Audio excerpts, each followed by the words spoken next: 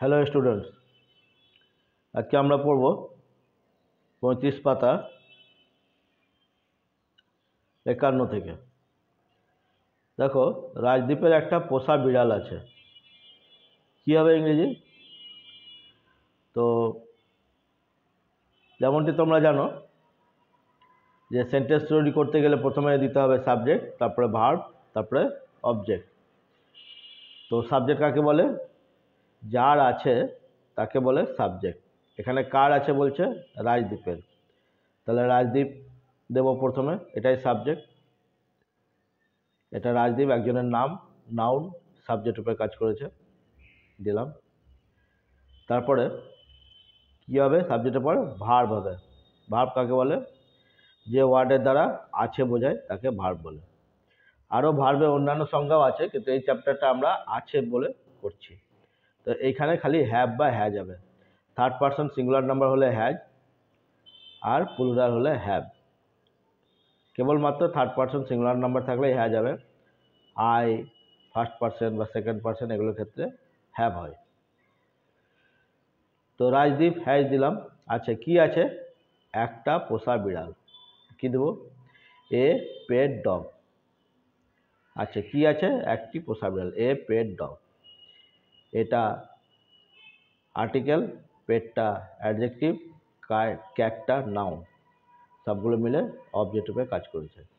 তাহলে বোঝা গেল subject, verb, object. Rajdeep has a pet dog. তো এইভাবে আমরা প্রত্যেকটাই করব। সেন্টেন্স যেটা নিয়ম তৈরি করা এইভাবেই করব। সবাইকে আমার youtube.com রণধীর রাম চ্যানেলে স্বাগত জানাই। আমি পড়াচ্ছি দ্য ফান্ডাটের Bengali to English translation book, আর তোমরা দেখছো ইংলিশ লার্নিং ক্লাস। তো আশা করি তোমরা এটা করেছিলে, আমি আগে করতে দিয়েছিলাম।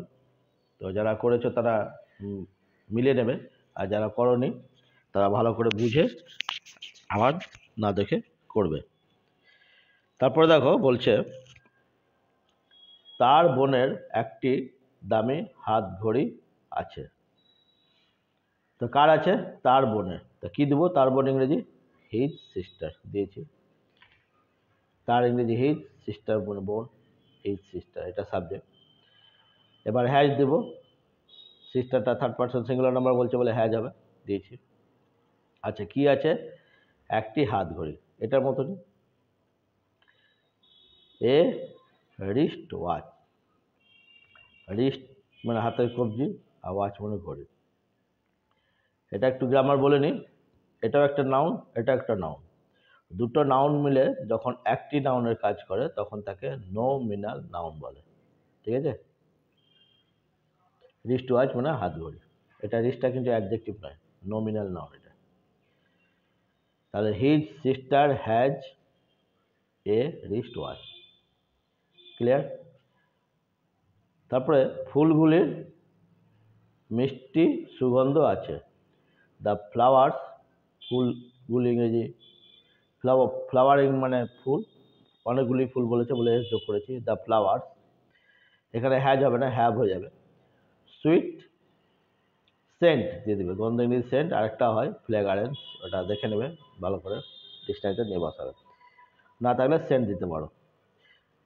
The flowers have sweet scent.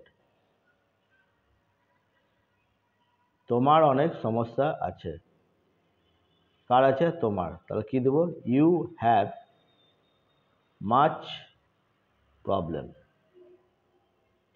তোমার আছে, ইউ হ্যাভ, তোমারটা সেকেন্ড পারসন সেজন্য হ্যাভ হবে। তাহলে ইউ হ্যাভ মাচ প্রবলেম, প্রবলেমটা নাউন, মাচটা অ্যাডজেক্টিভ। কার সঙ্গে বলেছে? নাউনের সঙ্গে বলেছে, তাহলে এটা অ্যাডজেক্টিভ। যে ওয়ার্ড নাউনের সম্বন্ধে বলে তাকে অ্যাডজেক্টিভ বলে। এটা অ্যাডজেক্টিভ, এটা নাউন, সবগুলো মিলে অবজেক্টিভে কাজ করেছে।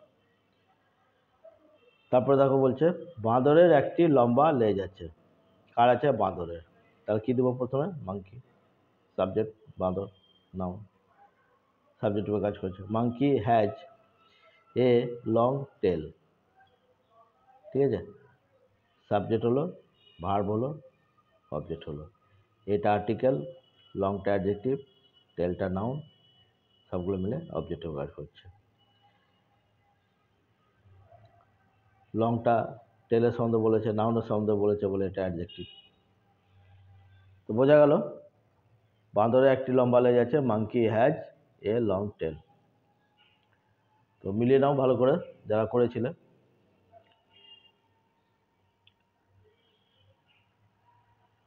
এবার আমাদের নেক্সট পড়া থাকবে এটা, সেম পাতা 35 পাতা 56 থেকে 60, ঠিক আছে।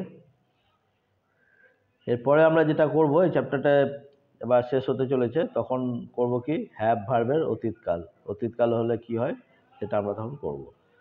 তো এটা শেষ হয়ে যাক, পরে তখন ওটা আলোচনা করব। তো আশা করি তোমরা এবার বুঝতে পারছো। আর যদি কোনো অসুবিধা হয় তো তোমাদের কমেন্ট বক্সে লিখে পাঠাবে।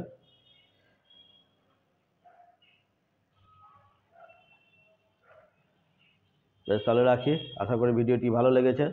যদি ভালো লেগেছে তো অবশ্যই লাইক করবে, শেয়ার করবে এবং সাবস্ক্রাইব করবে। ওকে, থ্যাংক ইউ।